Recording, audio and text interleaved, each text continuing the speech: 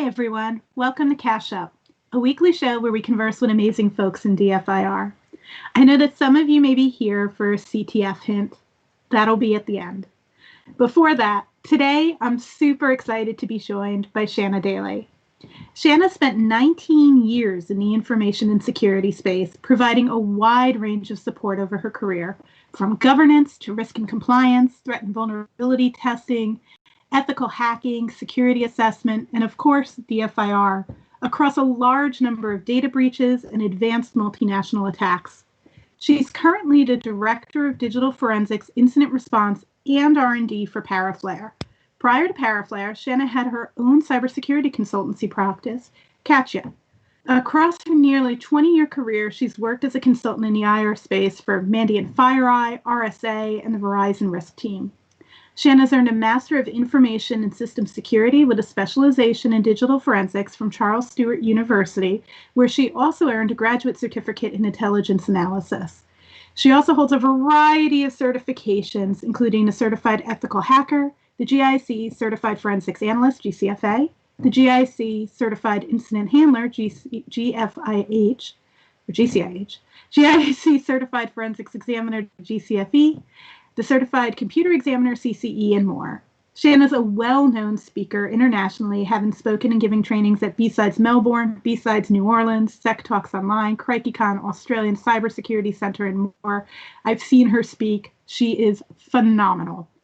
She's also been recognized as the one to watch for CSO Women in Security 2019, and Women in Security named her as Security Champion, Unsung Hero, and one of Australia's most outstanding women in IT security for 2020. She's also earned the 2015 ARN Women in ICT Awards Technical Award, a SANS Lethal Forensicator coin, and the Commissioners Group citation for conspicuous conduct. She is an incredible friend and no one better to play a game of Jenga with in a brew pub. And with that, hi Shanna. Hi. How are you doing? Yeah, good. It's nice and early over here in Australia. I was going to say, I don't know if it's early or late, but thank you so much for joining us live in the middle of the night, because I know this time zone is not very friendly to our friends in APAC, so thank you. Really, really, really appreciate you waking up for everybody to share your story. So speaking of this incredible journey and your nearly 20-year career in cybersecurity, can you kind of explain your path of how you got to be here now, the Director of Incident Response, Digital Forensics, and R&D? Yeah, definitely never really thought that this was where I would be 20 years ago. I think back then I didn't even realize that this would be an option. For real? Yeah, so I actually lucked my way into getting into information security. I used to do fire twirling, and like fire twirling, like taking a baton on fire and twirling it. Yeah. Wow. Yeah. So I, with a bunch of friends, I used to organize a fire twirling evening for everyone to come down and catch up in the park. And one of the girls there talked about her job and that they were looking to hire someone. At the time, I worked in tech support for CompuServe. So doing dial-up support for people, telling them how to turn their modem on and off and things like that. So at the time, I was really done with doing that tech support job. So I went for this interview. I had no idea what PKI was. Absolutely. Like, yeah. No, I don't think I still don't know what PKI is. But they gave me the job.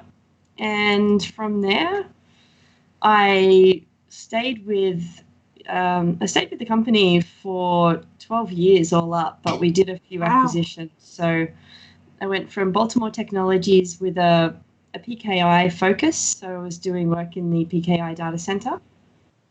We then became SecureNet, in which I ended up doing a little bit more of a security engineering focus. So helping to set up the gateways in Sydney and Canberra, did a bunch of engagements for customers, setting up PKI gateways for them. So sort of started branching out into more security engineering. Then moved my way into the professional services team around about the time we became Be Trusted. So worked in professional services, doing everything from threat and vulnerability assessment, ethical hacking, kind of what we called it back then. Right. I mean, vulnerability assessments, ethical hacking, they're very, very closely related. The terms we use, we change over time. Yeah. I would never call what we did back then red teaming.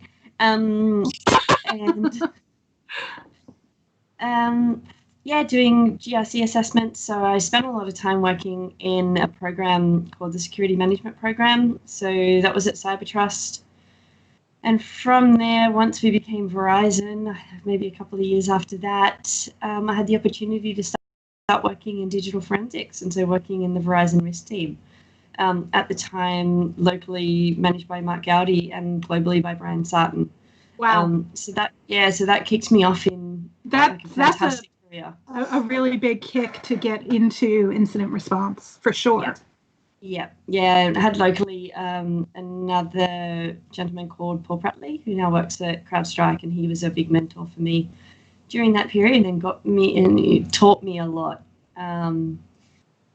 From there, I've just stuck around. DFIR is the place to be, I think. I really enjoy it. I never get bored of doing this job. You can't. No, it's impossible. It's changing all the time. You're always learning new things. It's incredible. I love your story because it starts with fire twirling. And I must say, you are definitely the first practitioner I've spoken to who said, well, I got into DFIR because I was doing fire twirling. The best. Not your average pathway into the role, but interesting nonetheless. What I love is that you worked your way in across different segments of security. And sometimes I think people forget that there's absolute value to doing things like vulnerability assessments or working in a SOC or working in PKI infrastructure, because those things can help you really get the relationships and the information that becomes a really solid underpinning of knowledge to help you in forensics. So I love that. And I love that you had amazing mentors who helped you with the catching the forensic bug, right? Like, it's just incredible. Yeah. So what kinds of things are you working on now? Parafly, so briefly touch, I guess, on Catcher, which was the company that I started. So end of 2018, I decided to. It was short-lived, but for a good reason. So we got acquired by Parafly earlier this year. But building a consulting firm and a digital forensics consulting firm takes a lot of work. So we are juggling between doing a bunch of engagements, ranging from the more interesting side, nation state. So something that's a little bit more challenging for us, if that makes sense. Absolutely. I always get a little bit maybe in trouble from customers by calling those the exciting ones. It's not something you should be happy or excited about. I mean, that's a really good point, right? Because we get technically excited by things that are somebody else's worst day, right? So a really bad problem. So we sometimes have to be careful with our customer face that we don't show our excitement and about the technical aspects to the customer that we're consulting for. It's very important. That poker face is incredibly important. But in the background, when you're talking to other forensics examiners, it's like, man, this is so interesting. Yeah. So the other director who as well, Daniel Eden, he was a dog with a bone with this one particular binary that he just thought something was off, and it was actually an AV vendor binary. So the actor had done some DLL side loading on it, but it was probably 2 days of finding. So that was one of the more interesting things that we've done this year. We've done a lot of business email compromise. So, and people ask me what's, the biggest threat ransomware and BECs from, an Australian company perspective. Everyday Australian companies generally aren't getting hit with too many advanced attackers. There's a lot of cybercrime going on over here, and a lot of Australian businesses getting hit with that. So we do a lot of work for Australian businesses, which is one of the reasons that I wanted to go off and do my own company, having worked for such large US-based companies in the past. We were not able to provide smaller engagements. It was just too costly for, say, a medium-sized business in Australia. So we really wanted to be able to provide these services to that lower end of the market. And we could do that with, fewer overheads, being a smaller company. I do love the fact that your focus is really in bringing the services to the compromised organizations in Australia, and that recognition from having worked for large global companies, which there's nothing wrong with, but that their focus is very different, and they're going to be focused on those larger engagements with other companies that are large that just happen to also have properties of companies in Australia. But I love the fact that you're like, I want to service Australian organizations that need to be serviced by Australian cybersecurity firms. And I think that's brilliant. And the amount of knowledge that you've gained and done in the last year building your own practice and building your own business, that's a completely other skill set that you now have in terms of building a practice. It's an aside from DFIR. And I just think that I am really astounded by just the incredible amount of work that takes and knowledge that takes and new learnings and putting yourself out there. But what really impresses me is that you said, I can do this and I want to provide this service to other people, and I am going to take on that risk, that scary venture, and start my own organization to do this. And the fact that you combined with Paraflare, that is just amazing that you were able to collaborate in that way, in that acquisition, and to better your service to your region. And I just applaud you for the courage and strength and fortitude that it takes to say, I work for this big company. I want to do something different. I'm going to service a different customer clientele, and I'm going to start my own business. So just amazing, incredible, inspiring. Thank you. And I'd like to say it was challenging. I mean, it was challenging, but on the other hand, it was actually a really natural step for me. As you know, like the kind of people that we are that work in this industry, we do like to tend to overload ourselves with things to do. What?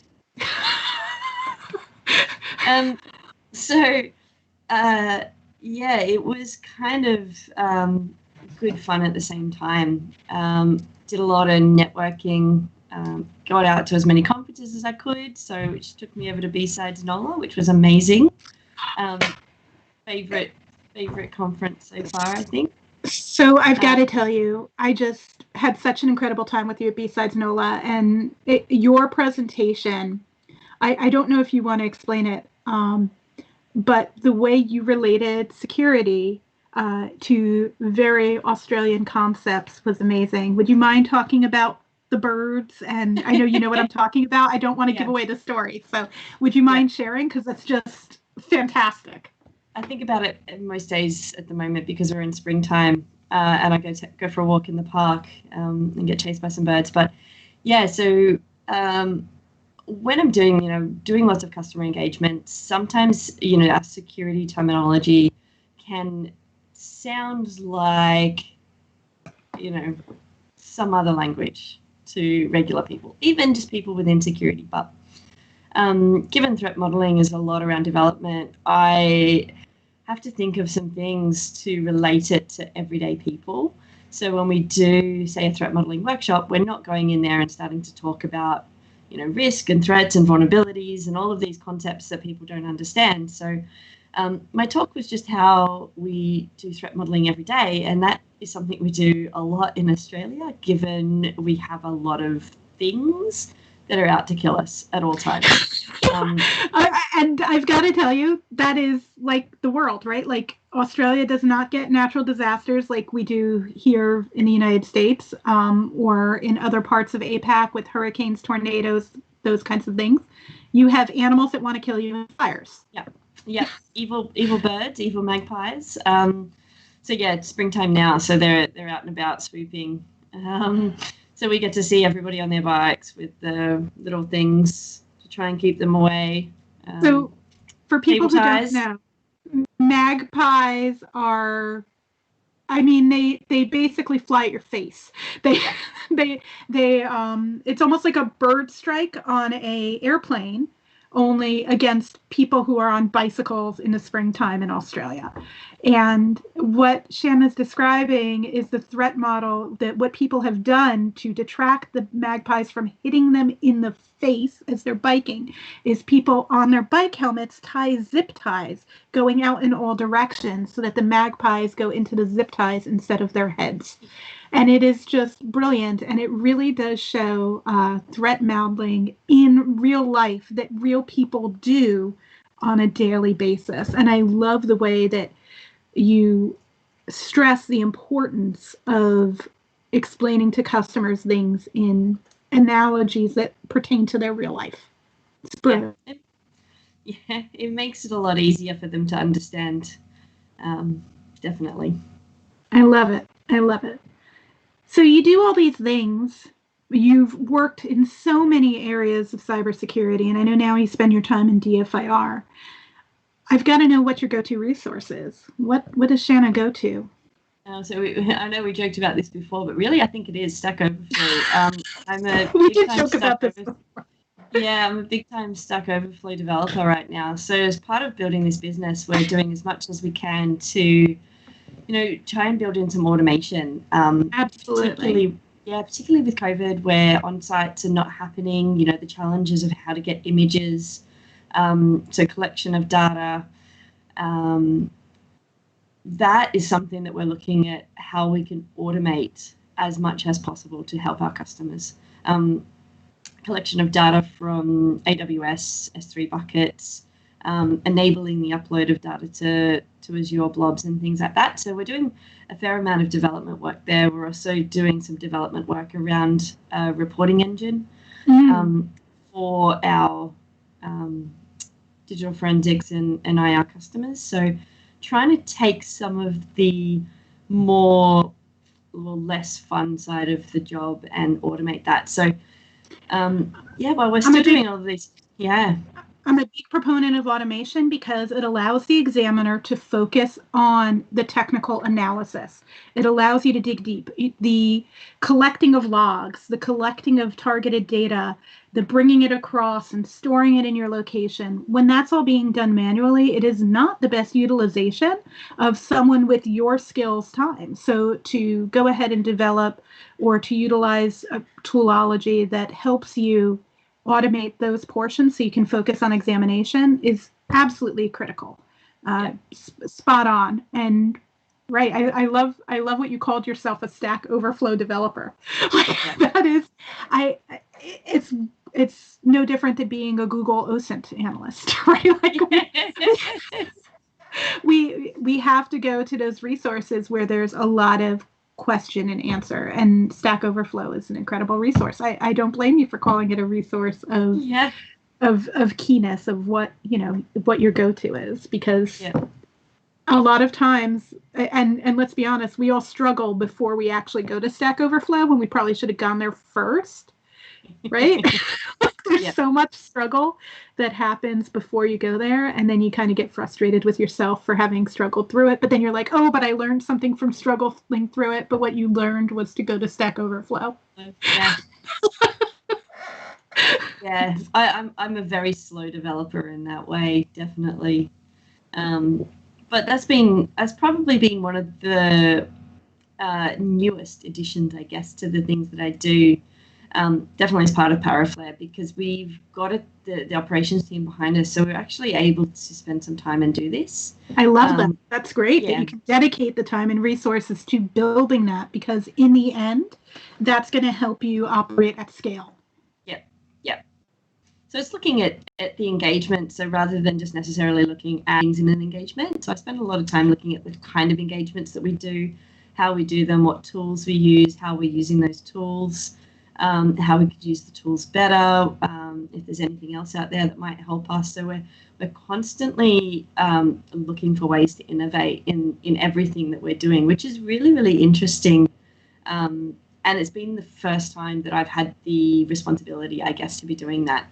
In the larger organizations, obviously, like Mandiant, RSA, Verizon, most of those processes are already written for us. So we actually have had the opportunity to create our own and create it the way that we want. We've seen a lot of ways things haven't worked, and especially with reporting, I've never really worked anywhere that had any kind of automated reporting. So it was one of the first things 100%. That we've done, and it has made engagements so much easier. So that's not just even about easier. Let's be honest. The number one thing that most examiners, and Heather Smith did a big tweet about this Litmus the other week, is the number one thing most examiners do not like is reporting. Because sure, we take notes while we do our work, but sometimes the report takes longer than the analysis, and it is 100%. A frustration. So being able to make reporting easier, again, allows you to spend more time focusing on those things that matter. It's the analysis that that needs our expertise. So I think it's brilliant and very forward thinking that your organization and your team, and that you're getting to develop those things from the ground up. That's exciting. And it's also kind of meta, right? Like doing an engagement can be exciting. But then figuring out how do we go, instead of looking at that analysis, how do we make all engagements run smoother, and constructing that process to increase your operability and ability to do more analysis. That's fantastic. And it's incredible that you get the time to focus on that. That's a really fortunate thing. Yeah, it is, definitely. And yeah, like you say, it's a different aspect of something that's exciting. And again, it's what I love about the industry as a whole, is that there's so many different aspects of cybersecurity and so many different ways to play. There's something for every skill set. You can have a big development background and there's something for you. You can have a law enforcement background and there's something for you. Business analyst, project management, there's so much to do in just what is such a small niche industry, that so many different skill sets are required. So it's really fascinating, and that makes it quite fun that you can actually branch out. Shanna, I gotta tell you what I love about that, because you're talking about how all these different skill sets can come into the field and they can utilize. And I think one of the best things is the best teams I've ever worked on are teams when we have people with all those different skill sets and backgrounds together, because the way that each of those backgrounds approaches, especially people who have multiple backgrounds, approach a problem is so different. And when you bring them together, the solutioning that happens is incredible. So I love that you brought that up. It was something that when I joined the Verizon team, that they talked about a lot. So the Verizon risk team, back in 2009, I think I joined them 2010, and it was something that they highly valued. So because I was coming into the team saying, but I don't have any forensics background, I don't have any law enforcement background, and they were like, that's okay. We have people that are non-technical, we have people that are technical. We need everyone from everywhere to actually be able to, people without a technical background to do interviews. Not to be pigeonhole people, but technical people not always have the ability to do those interactive interviews and get information from people. So having someone who has that background or ability to actually do some kind of interrogation, without interrogation not being a bad word, but interviewing. Yeah. But no, to be able to elicit information in a way that people are willing to share, but also that they understand the question and that it seems reasonable.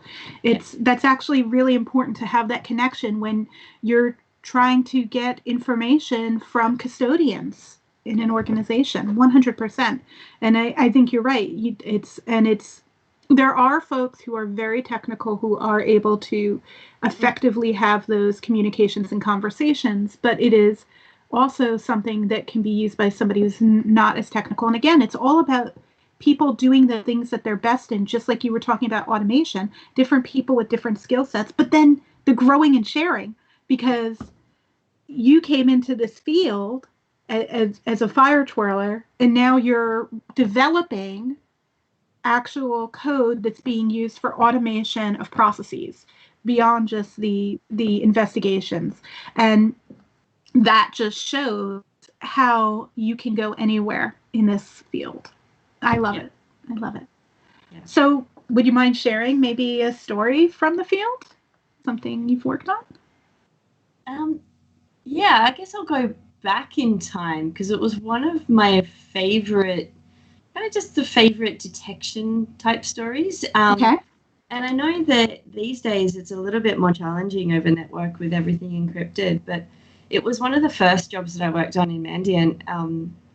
And I really loved that we found the attacker, and they'd been in this organization for quite some time. They were set up as a user, and we actually found the attacker via an indicator of compromise on the Windows serial number that was associated with the remote desktop. Oh, yeah. Okay. Neat. So when remote desktoping in, it would give the, your, 16-digit serial number with it. And that was seen in a previous engagement. So at first you sort of, you kind of bypass most of those IRCs a little bit because you think, oh, that's too specific. Not going to be anything. But yeah, we looked into it, and it was actually the attacker had gotten onto the systems, got the RSA database, found the users that didn't have PIN enabled, so you didn't enforce the use of the PIN. And so we're able to log in and look like they were coming in as that same user. But what the other tip-offs were, that user had actually left the organization about 6 months before. However, but nobody was looking at those logs. But yeah, that's a pretty big tip. Yeah. Really, you should disable the accounts of former employees. That's a good tip for organizations. Yeah. So working on those, I really like that. It's a bit weird to like the truffle finding. Those are the fun gigs to work on, where you have to actually go and scratch around a little bit more and see what's going on. We do a fair bit of forensics work, but that's generally around finding web shells. We do a lot of stuff around web servers and web shells, which is also quite fun as well because they're not that obvious. So I've done a couple of talks and probably going to be doing a couple more on hunting for web shells, because things that you would normally do or normally look for don't often work. So, finding the right tools to go and look for them, where you might find them, the kind of web shells that we're looking at. Obviously, Citrix played a big part of our last 12 months. Yeah. That was fun. Thanks Citrix for boosting my business earlier this year. I mean, that's one way to look at it, right? Yeah. And then, as I said earlier, the business email compromise, and seeing how they're changing from being business email compromise to more of a cloud compromise. Looking more at, the interactions with Skype, what they're looking at on SharePoint. And so I'm kind of, pigeonholing Office 365 here, but that's pretty much where we go with business email compromises. Is mostly for us has been on Office 365 because that's probably the biggest business proportion in Australia. Absolutely.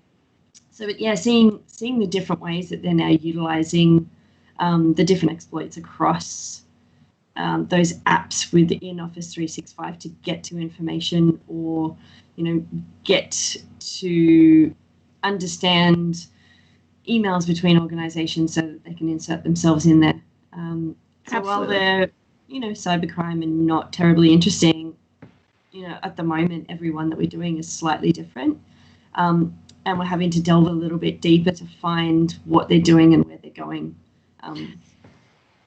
I think that this is really interesting because you brought up a good point. You specifically said these are the cases that we're seeing in this region, and this is the most prominent app in businesses in this region. And not that discounting O365's prominence around the world, because Microsoft is obviously big around the world, but I think that it's definitely worth noting that there is some value to local firms being able to identify the types of compromises that are happening and the apps that are being used in regions, because in different regions, different apps are being used. And I think that's part of the value of an organization your size to your customers that may not exist in larger global companies, although completely noting that global companies have local teams. But that knowledge, because all of what you do is immersed in that market, is incredibly helpful to the next engagement, right? Like every engagement informs the next. And so I think that that's just really an extra added value that you're able to bring to your market. So that's pretty neat. Yeah, nice. Just on an aside, I saw, I think it was on Twitter just earlier, or on one of my Google, this is what you should be reading today. I think it might have been Accenture or someone's put out a paper or a report on how nation state actors are using Office 365 and Exchange. Haven't read it yet, but I was that also sort of started to come to my attention as well, that there is something deeper to these, or potentially deeper to these cloud compromises, and we tend to scratch at the surface for business email compromise. Oh yeah, right. Here's the forwarding rule. Let's move on. But we are actually delving a lot deeper at the moment and finding a lot more movement around the organization. And I'm guessing that we're going to start seeing that a lot more as, nearly every business is online now. Every business is doing things remotely. They're setting up their organization so that people don't need to go into the office, but they're not doing it necessarily in the safest way. Yeah, I would say that incident response is definitely something that organizations are going to need as they don't realize the vulnerabilities that they introduce into their organization and the risk they've introduced. It's been necessary risk for business continuity and operations while we're dealing with this pandemic, and it's different every place in the world, and there's a lot more remote work happening, which means there's more vulnerability. It also means we're relying more on the human. So it's really important, and organizations haven't had time to, it's not their fault, I guess is my point, because they had to ramp up so quickly. We can't blame the victim. We're there to support and help them. And I think that's really important to remember. We're having a business boom in incident response as an industry because of this, because there's been such rapid movement to moving things online, moving to cloud infrastructure without necessarily organizations understanding the security risks or accepting those risks for business continuity. So it's definitely a major change to the environments we've been working on. And I love the fact that you also address the challenges that exist in acquisition in these environments as well, and how you're working to handle that, because that's one of the reasons our world is so interesting, because this is not what our jobs were 10 months ago. Right? Like, it's definitely changed the perspective we have. And I love that. I love how you've moved, and I loved how you related that to things that you've seen 10 years ago, right? That it's the same methodology and overviewing process about how we dig and delve, even if the technologies change. It's exciting. So, outside of DFIR, what makes Shanna tick? So yeah, that keeping myself busy thing. Always have too much to do, whether it be work or outside work. But my biggest loves are probably my horses. So love my horse riding. Yeah. So I have 2 horses. One is retired, and he just gets to run around the paddock and show off and not do anything else. And the other one I get to ride about 4 or 5 times a week, just depending on how busy. Helps now that we're in springtime and daylight savings, because I can head down there in the evenings now. But yeah, it's about 40 minutes away from my house, so try and get down there as much as possible. On my weekends are almost 100% horses. The other probably 10%, and I realize that's 110%, but that's just how I operate. is working on my garden. I actually really love the, growing things. I do a lot of vegetables, fruit and vegetables in my garden, so it's really fun being able to go out there and pick breakfast, or I love pick that. pick some Brussels sprouts for dinner, or cauliflower, a lot of spinach, a lot of greens. Tomatoes will be coming through hopefully very soon. I've got asparagus, which is a bit fun because takes a few years for those to come through, and they look really crazy once they're growing. They look really literally like an asparagus you've just stuck in the ground, like they just come up. I wasn't really expecting that. Don't know how I thought asparagus grew. But yeah, so mainly the horses and gardening. And I do spend a lot of time doing some of that dev work and process work on weekends as well, because it's an opportunity where you don't have any interruptions. So, not having interruptions focused. is sometimes very valuable. I'm an early morning worker because of that. I love my 6 a.m. to 10 a.m. before anyone's really interrupting or asking questions, and it allows me to be more available the rest of the day if I do my more focused work in the morning. So I totally get that. Yeah. The really amazing thing is that you're balancing all this time behind a computer with really being outdoors. I love that your hobbies get you out and away. It sounds horrible, but I love that you've got that 40-minute drive to get to where your horses are. And I've seen pictures of your horses. I feel so lucky and honored. They are gorgeous. I think it's beautiful that you get to ride them so often and how much you love them. I love that. Um, Gardening is incredible, and it's so neat to have, like, there's nothing like fresh fruits and vegetables. So I just think it's amazing that you do that. And I've seen pictures of your garden. Your garden is extensive. That is a lot of work. Yeah. A lot of work. So the garden has been able to happen because of COVID. I really have tried to have my garden for the last 10 years. But being in this industry, I've been, a Qantas frequent flyer since 2002 or something. So when you travel that much, you really don't get enough time. At the moment, I go out to my garden. I'm an early riser as well. I do Pilates or yoga in the morning, and then I come home and go out in my garden and do a little bit of weeding. Like pretty much every day, if it's not raining, I'm out there just 5 minutes, do some watering and some weeding, which I didn't get to do traveling. So for me, the remote working and not having to go on site and do acquisitions has been great. But it's also, from the non-technical perspective, that I have more time to spend doing everything else, which allows me to have more time to spend, creative ways on doing that collection for customers who are non-technical. I think you brought up something interesting because you were talking about the change and now there's remote acquisition. And I too was a frequent flyer for many, many years. And I've actually started gardens and they went to crap because my travel increased. And I would try to just weed and keep up on the weekends, which turned what you said was 5 minutes of work to hours of work. And it became insurmountable. But man, I used to love growing squash and zucchini. Like I love squash and zucchini. Why? Because I save the paper towel and toilet paper rolls and stick them on them so that they grow straight instead of bulbous. And I just really think it's funny to go out to my garden and there's a whole bunch of toilet paper rolls on the vegetables.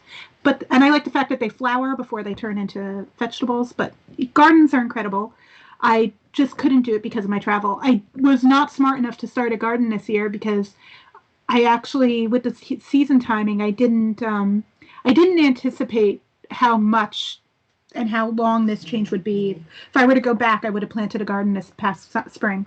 But my question is, in terms of where we're going, bringing this back to work, now that we have these methodologies, that you're building these tools to allow less technical organizations on their end to do what they need to do so that you can get the acquisitions you need to do the analysis you need.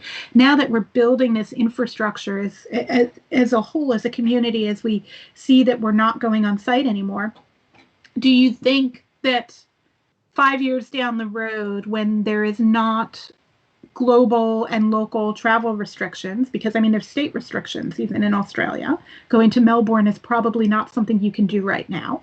And that is not far away. It's a short flight. I've flown from Sydney to Melbourne. It's what, an hour and a half? It's An a hour, short, yeah. an hour. 10 minutes. Yeah. Yeah. It's pretty short, but that is not something you can do right now. So I can't go to Florida right now, right? I have to go quarantine for 2 weeks on both ends. How does this change our ability in the future, 5 years down the road? Do you think we're going to be traveling on site? Do you think we'll have created these remote packages where we're doing everything from our labs or from our desks? I think if 2020's taught us anything is that we don't know what's going to happen in the future, right? So 5 years from now, who knows? I think that there are still many organizations that love that face-to-face. Okay. But what I think will continue on is that there are also many organizations that don't require it, and the added cost of having that someone flying, staying in hotels, if they can reduce that cost by having some kind of remote acquisition, and not just of images, but it's remote acquisition of sort of everything, and giving the customer absolutely. The ability to make it simple.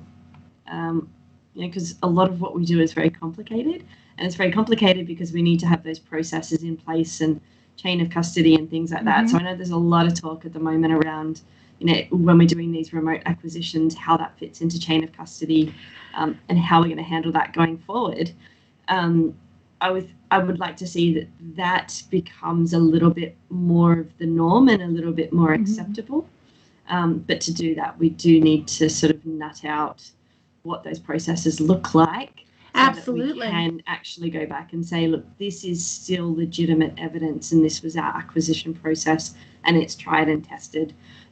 Whereas now we're still in that little bit of that learning curve of, is this tried and tested, and is this the best way to do things? What I do love is, I feel like what you're saying is now the customer will have options. The customer will eventually have the choice. Do I want someone to come to me and to carry that cost burden in this engagement because I feel that's necessary for my organization? Or am I comfortable with remote acquisition, and these are the opportunity cost and the differences between those two? And I think that comes to something new we're going to have to educate customers to in the future when we can return to travel. Like, here, right now, they don't have other options, but here are your two options. This is your choice, and how we package those nicely to have that non-technical explanation, but that they can truly make an intelligent choice, an informed choice. Yeah. So that's interesting. Yeah. Like I said, it's obviously my background and my interest in customers, because that's where I'm working. But I think even in law enforcement as well, as people are going to be using. I know you did your Chromebook research. So as people are using more and more cloud compute for personal compute as well, having that ability to do remote acquisitions or acquisitions from cloud that still maintain chain of custody is still an important focus for the future. So. I 100% agree. And it's not even just like Chromebooks where we talk about, is there data on the book or is it all in the cloud? And there's data in both places, and it can be different. And you're right. Jad and I explored a lot of that and shared a lot of that research. But the even looking at Android devices, so much of it is stored by Google in the cloud and takeouts, and there's a differentiation in data. And there's sometimes, in some instances, richer data sets in the cloud, and sometimes there's richer data sets on the device. But it brings up that even in law enforcement, where mobile phones might not be the largest acquisition target in corporate, they're a very large percentage of evidence in law enforcement. And I think you bring up the point that now some of that acquisition might be remote, and what are the legal challenges around that? Those are going to be very different legal challenges as we move forward and establishing those procedures than where we are currently. So it is definitely an interesting area. Love it. points. Good points. Oh. All right.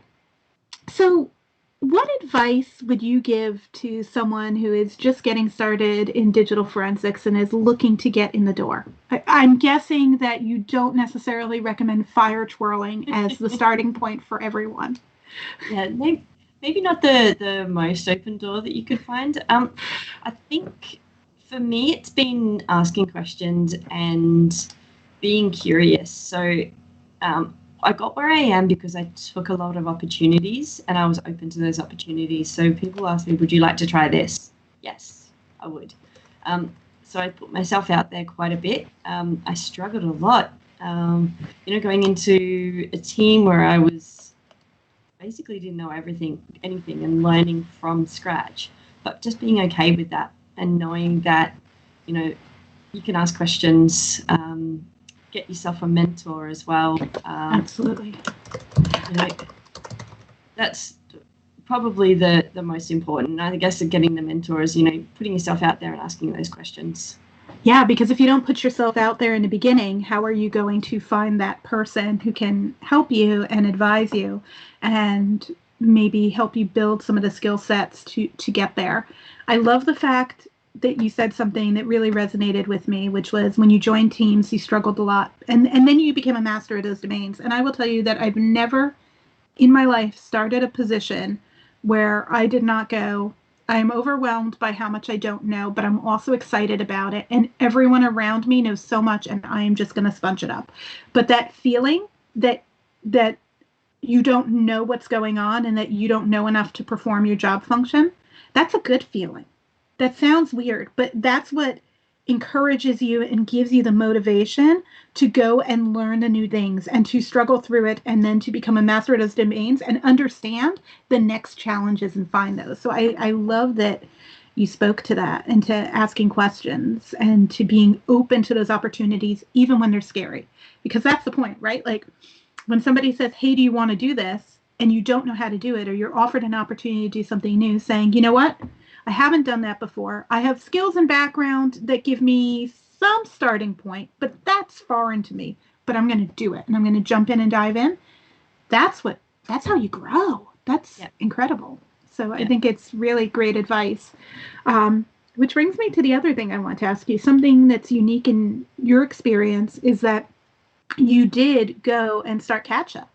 And I would love to know your advice to people who are thinking of branching out. Maybe they're leaving law enforcement and hanging their shingle and starting their own firm. Or maybe they work for a big company and they're thinking, I really want to serve my local community. Or maybe they just have an entrepreneurial vibe. What is your advice for someone who's going from working in a large or small architecture in an organization to really starting their own consultancy? Well, so it's probably a little bit of the same advice in getting a mentor. I had a couple of people who were my mentors to get the business up and running, because that side of things is the harder side for us. The technical side, we've been doing that all my career. I've always been technical, but the harder part is actually standing up the business. You need to do your own business development. You have to figure out where is the next job for me, why do I do the job that you're working. So there are completely different practices, but there are also completely different wins that come along with that, and things that will motivate you and drive you a lot different to working for another company. You've got that ability to set your own goals and your own parameters of what they are. So I was able to do a lot of time with my horses, which was really nice. Work my own hours, within reason for customers. But I think it's just getting that business mentor and making sure it's something that you're willing and able to do. And also setting a time frame. I set myself 12 months. If it didn't work out, there's plenty of work. I could go back to it. So I made the decision to give it a try, with the knowledge that maybe in 12 months' time, if it wasn't going to be the best thing, then, I'll turn it around. But, got a lot of contacts here in Australia in terms of the incident response community. They were also extremely helpful for me, and contacts that I'd made through customers in the past. So a lot of referrals came my way, and a lot of old customers would give me a call and say, hey, heard you're doing your own thing. We've got some work. Would you like to work with us? So, mentors and networking played a really big part in my ability to keep myself busy. And the mentors actually played a really big part in making sure that I could actually run a company. First time doing that. I love that. I think it's so important to find somebody who can help guide you through those processes, because they're so, as you mentioned, that's what's unique. The technical stuff, this is a whole nother skill that you were bringing to it. So I love the fact that you found people to help you with that. And that the real key to everything you're saying is to find a mentor. And I think that's so incredibly important. And I think it's important for people to remember that even Shanna, who's been in the field for 20 years, has a mentor who is helping guide her to business. There is no point in your career where you're not constantly being mentored. So even if you're starting out and you're finding those key people who you're finding for mentorship, know that that's relationships that will change, but you will always find mentors for your whole career. It's absolutely critical. So I love that. I love that. Really, really great advice for people looking to get into the field, people who are changing what they're doing as they're moving from one part to the other, and just so much fun. Shanna, I can't wait to get to see you again in real life at some point. I've had so much fun with you over the years, and I really look forward to getting to both see you give these amazing talks and share your knowledge, but also just hang out, because you're such an inspiration and so much fun. Like, people do not know how much fun you are. You are a blast. So thank you. Maybe next B-Sides Nola, we can have a few more people dancing with us in the jukebox, in front of the jukebox. Maybe. We'll see. I mean, there's definitely some dancing that happened. That's definitely a true statement. I don't know what things exist in New Orleans that might lead to dancing, but there's a lot of it, apparently. Thank you so much for being our guest. It has been so amazing to get to chat with you and share with you. And thank you so much for getting up in the middle of the night to chat with everybody and to share about your story and your experience and all of your knowledge. No problem. Thank you for having me. I often wonder if what I've got to share is either interesting or useful, but hopefully it inspires some people to either go off and, if you're passionate about this industry, go and talk to people, make yourself known, or start your own business. It's good fun. Absolutely. Absolutely. Thank you for all the inspiration. Okay. I know some of you who have been listening have been waiting to find out about the CTF. So as soon as I'm finished here, I'm going to click the button to make it happen. It's already set. But there are two things that will happen as soon as this episode ends. Number one, I'll add a fourth attempt for question 3, which I know is a doozy. Plus, there will be an option to take a hint in the platform. If you take the hint, it is going to cost you 20 points. So you'll get 20 for the question instead of 40. But the goal is to learn new things. As a free hint, worth no points, I am going to tell you that I completely covered the methodology to uncover this answer in the Android versus iOS talk I did with Chris Vance earlier this month on October 4th. Kevin has just appreciatively, thank you, Kevin, dropped the link in the chat for that, as well as the link for the CTF. So if anybody wants to solve that question, it's a fun one. You'll learn something, and something not supported by tools. So I hope you enjoyed that. I also want to take a moment to give a huge shout out to our producer, Kevin Benny. He just does so much to make Cash Up happen. So thank you, Kevin. I just want to say thank you to you. There's a whole team that helps, but Kevin makes it so Shanna and I just sit here and have a conversation and make sure everything works smoothly. Next week, our guest will be Ryan Benson. You probably know him for Hindsight and Unfurl, great things. And the full schedule for the rest of the year through the rest of 2020 for Cash Up is listed on the website, magnetforensics.com/cash-up. And there you'll also find an RSS feed and playlist to see our previous episodes. Thanks so much for joining us, everyone. Bye.